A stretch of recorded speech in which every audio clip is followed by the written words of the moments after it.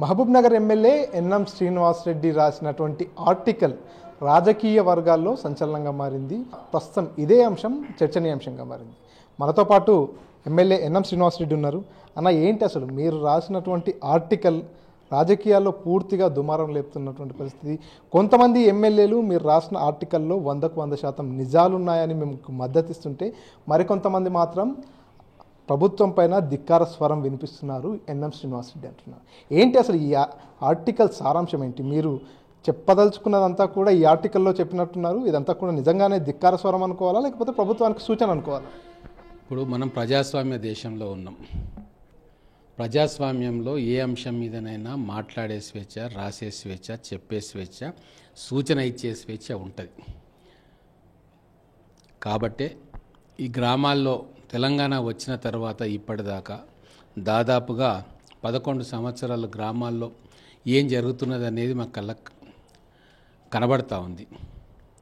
గతంలో కంటే భిన్నంగా గ్రామాల్లోకి క్యాపిటల్ ఇన్వెస్ట్మెంట్ వస్తుంది, గ్రామాల్లో ఉపాధి పెరుగుతుంది, గ్రామస్తుల జీవన ప్రమాణాలు పెరుగుతాయి అని చెప్పి మనం ఆశించినాం. మనకు బడ్జెట్ దాదాపుగా 3 రెట్లు పెరిగింది, కానీ గ్రామాల్లోకి వెళ్తున్న ఇన్వెస్ట్మెంట్ ఫ్లో తగ్గిపోయింది. సో ఇది చాలా సీరియస్ అంశం.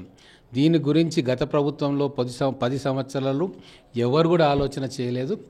ఇప్పుడు కూడా ఆలోచన చేస్తున్నట్టు నాకు కనబడతలేదు.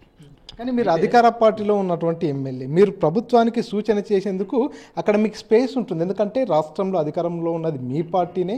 ఇలాంటి కొత్త సంస్కరణలు తీసుకురావాలంటే కూడా ముఖ్యమంత్రితో కావచ్చు, మంత్రి మండలితో కూడా మాట్లాడేందుకు ఉంటుంది. కానీ మీరు ఒక ఆర్టికల్ రాయడానికి కారణం ఏంటి? ఇప్పుడు స్వతహాగా నేను విద్యావంతుణ్ణి, రీసెర్చ్ పేపర్స్ రాస్తా.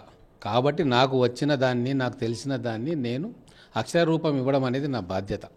ఎన్నో ఆర్టికల్స్ రాశాను, నేను ఎన్నో సమస్యల మీద రాశాను. ప్రతి సమస్యను నేను పోయి ఇదేదో నా పర్సనల్ సమస్యగా నేనెందుకు చెప్పాలి? సమాజంలో జరుగుతున్న విషయాలను ఒక రచయితగా, ఒక ఉద్యమకారుడిగా సమాజం ముందు పెట్టాల్సిన బాధ్యత నాది. దీంట్లో పార్టీల ప్రమేయం, వ్యక్తుల ప్రమేయం ఎందుకుంటుంది? అలాగే ఇప్పుడు జరుగుతున్న కార్యక్రమం ఏమైంది అంటే, గత 2 సంవత్సరాల్లో కూడా గ్రామాల్లోకి వెళితే ఎమ్మెల్యే అనే వ్యక్తి ఆ గ్రామస్తుల సమస్యలు పరిష్కరించడానికి ఒక సాధనం కూడా లేదు.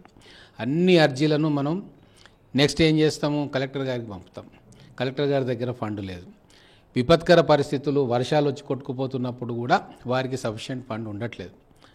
అటువంటప్పుడు ఆమె దాన్ని ఏం చేస్తుంది? పైకి ప్రిన్సిపల్ సెక్రటరీల దగ్గర కన్సర్న్ డిపార్ట్మెంట్కి పంపిస్తుంది. అక్కడ ఎవరు కూడా పట్టించుకునే నాదులు లేరు. కాబట్టి ఇది ఒక చర్చ జరగాలి.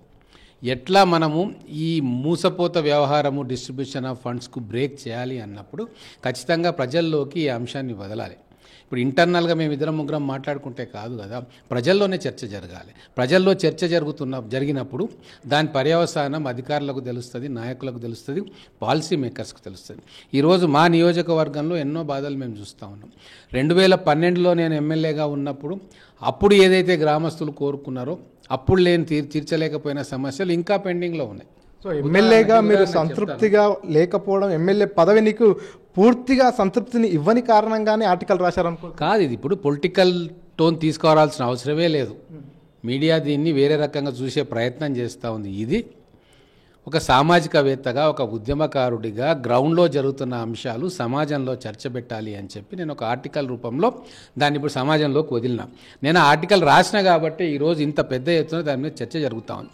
నేను బయట మంత్రి గారితో, ముఖ్యమంత్రి గారితో చెప్తే అది ఇద్దరి మధ్యలో సంభాషణగా మిగిలిపోతుండే. కానీ ఈరోజు గ్రామాల్లో ఉన్న సమస్యలను అధ్యయనం చేసి ఎట్లా చేస్తే దానికి పరిష్కార మార్గం అవుతుంది, వాళ్ళలో కనీసం ఒక 50% సమస్యలను మనం అప్పటికప్పుడు ఎట్లా పరిష్కారం చేయొచ్చు అన్న ఒక సూచనను ఈ ఆర్టికల్ ద్వారా ప్రతిపక్షానికి, ప్రభుత్వానికి ఇద్దరికీ చెప్పిన. ఎందుకు ఈ మాట అన్నానంటే, దాంట్లో ఒక రాశాను, సంక్షేమ పథకాల మీద దృష్టి పెడుతూ ప్రభుత్వాలను ఒత్తిడి చేసే కార్యక్రమం ప్రతిపక్షాలు కూడా చేస్తూ ఉంటే ఆ ఒత్తిడికి ప్రభుత్వాలు లొంగిపోయి అనవసర సంక్షేమ పథకాల మీద వేల కోట్ల రూపాయలు ఖర్చు పెడతా ఉన్నారు. ఎక్కడైతే 5 లక్షల రూపాయలు పెడితే ఆ గ్రామాల్లో పని అవుతుందో, ఆ గ్రామస్తులు సాటిస్ఫై అవుతారో వాటి మీద దృష్టి లేదు. కాబట్టి ఇది 2 ప్రతిపక్షాలకు, ప్రభుత్వాలకు, ప్రభుత్వంలో పాలసీ మేకర్స్కు కూడా ఈ అధ్యయనం వాళ్ళకు కనువిప్పు కలుగుతుందని చెప్పి రాసినాం. ఇంకొక విషయం నేను ఎందుకు చెప్తున్నా ఈ మాట అంటే, చాలా సీరియస్ అంశం. ఒక గ్రామంలో మీరు 50 లక్షల రూపాయలు ఆ గ్రామస్తులకు కావాల్సిన సమస్యల మీద ఖర్చు పెడితే ఆ గ్రామస్తులు హ్యాపీగా ఉంటారు. అది ఓటు బ్యాంక్ పాలిటిక్స్ కూడా ఉపయోగపడుతుంది. ఇప్పుడు మన గ్రామాల్లోకి పోతున్నప్పుడు ముందు వరుసలో ఒక 15 మంది కూర్చుంటారు. నాకు పెన్షన్ రాలేదు, నాకు రుణమాఫీ కాలేదు, ఇవే మాట్లాడతారు తప్ప ఆ గ్రామానికి సంబంధించిన పెరెన్నియల్ సమస్యల గురించి ఎవరు కూడా మాట్లాడరు. చిన్న వీధి లైటు మనం మార్చుకోవాలంటే దానికి ఎంతో తతంగం. పంచాయత్ సెక్రటరీల దగ్గర నిధులు లేవు. సర్పంచ్లు ఉన్నప్పుడు కొద్దిగా జేబులో వేసుకొని అటో ఇటో చేసేవారు. ఆ సర్పంచ్ల పదవీకాలం అయిపోయింది. ఎలక్షన్స్ ఇప్పుడు ఇంకా టైం పడుతుందేమో. ఈ రిజర్వేషన్స్ కారణంగా అది ఎప్పుడైతుందో తెలియదు. మరి గ్రామాల్లో ఎవరు పట్టించుకోవాలి? బాధ్యత ఎవరి దగ్గర ఉంది? అధికారుల దగ్గర నిధులు లేవు కదా. మరి ఆ అధికారుల దగ్గర నిధులు పెట్టాల్సిన బాధ్యత ఎవరిది? ప్రిన్సిపల్ సెక్రటరీలు, ఐఏఎస్ ఆఫీసర్లు. వాళ్ళు దీని మీద చర్చ పెట్టాలి అంటే నేను ఎంతమంది దగ్గరికి పోయి మాట్లాడతా? ఎంతమంది మంత్రుల దగ్గరికి పోయి నేను మాట్లాడతా? వ్యవస్థలో మార్పు రావాలనుకుంటున్నారా, లేకపోతే ప్రభుత్వంలో మార్పు? ఒక పాలసీ పేపర్ లాగా నేను ఒక ఆర్టికల్ రాస్తే ఈరోజు చర్చ జరుగుతూ ఉంది.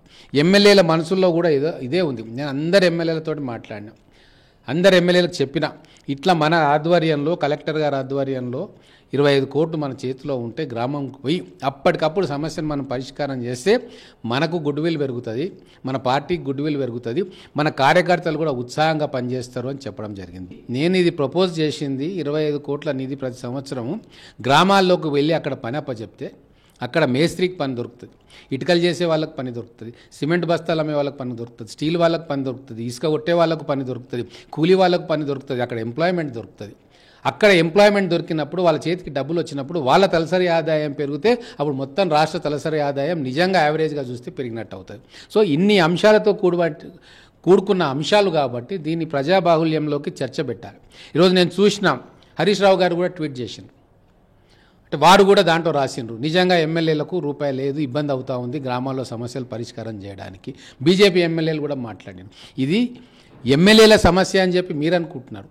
నేను ఎమ్మెల్యేల సమస్యతో పాటు గ్రామస్తుల సమస్య, ఒక ఎమ్మెల్యేగా ఉండి చట్టాలను తయారు చేసేవాడు, ఇన్ని లక్షల కోట్లు ఎట్లా స్పెండ్ చేయాలని చెప్పేవాడు, ఆయన గ్రామాలకు పోతే ఒక 5,000 రూపాయలు కూడా ఆయన విచక్షణతోటి ఖర్చు పెట్టే అధికారం లేనప్పుడు ఖచ్చితంగా ప్రజాస్వామ్యంలో ఇది దోషంలాగా కనబడతా ఉంది. దీన్ని సరి చేసుకోవాల్సిన బాధ్యత మన మీద ఉంది. ఇది ఒకరికి అనుకూలంగా ఒకరికి వ్యతిరేకంగా కాదు. మూసబోసిన రాజకీయాల నుంచి మన ప్రజలను తెలంగాణ తెచ్చుకున్న కారణంగా వాళ్ళను మరో మెట్టు ఎక్కించాలంటే నూతనంగా ఆలోచన చేయాలి, కొత్త పద్ధతుల్లో ఆలోచన చేయాలి. ఆ కొత్త పద్ధతుల్లో ఆలోచన చేయాలి అంటే అందరికీ ధైర్యం ఉండదు. కాబట్టే తెలంగాణ ఉద్యమకారుడిగా ఫైనాన్స్ డిపార్ట్మెంట్లో పనిచేసిన అనుభవంతో బడ్జెట్లు ఎట్లా కేటాయించబడతాయి, బడ్జెట్లలో ఎట్లా దొంగిలించబడతాయి, బడ్జెట్ లాస్ట్ మైల్ కనెక్టివిటీ లేకుండా ఆఖరణ ఉన్న పేదవాడికి చెందకుండా మధ్యలో దళాలీలు ఎట్లా నొక్కేస్తారో తెలిసిన వ్యక్తిగా, ఒక బాధ్యత గల వ్యక్తిగా ఒక సమంజసమైన చర్చను, సమకాలీన రాజకీయాలలో అవసరమైన చర్చను ఆర్టికల్ ద్వారా నేను ప్రవేశపెట్టగలిగినని నేను అనుకుంటాను. సో ఇది పూర్తిగా నేను రాసినటువంటి ఆర్టికల్ అనేది సమాజంలో మార్పు తీసుకురావాలి, గ్రామీణ ప్రాంతాల్లో అభివృద్ధి అంతా కూడా కుంటుపడిపోతుంది కాబట్టి నా ఒక్కడి ఆలోచన కాదు, ఇది ప్రతి ఒక్క ఎమ్మెల్యే మదిలో ఉన్నటువంటి ఆలోచననే నేను ఆర్టికల్గా రాయడం జరిగింది అంటూ మహబూబ్నగర్ ఎమ్మెల్యే ఎన్ఎం శ్రీనివాసరెడ్డి చెప్పుకొస్తున్నారు. కెమెరా పర్సన్ లక్ష్మణ్తో మణికంఠ, 10 టీవీ, మహబూబ్ నగర్.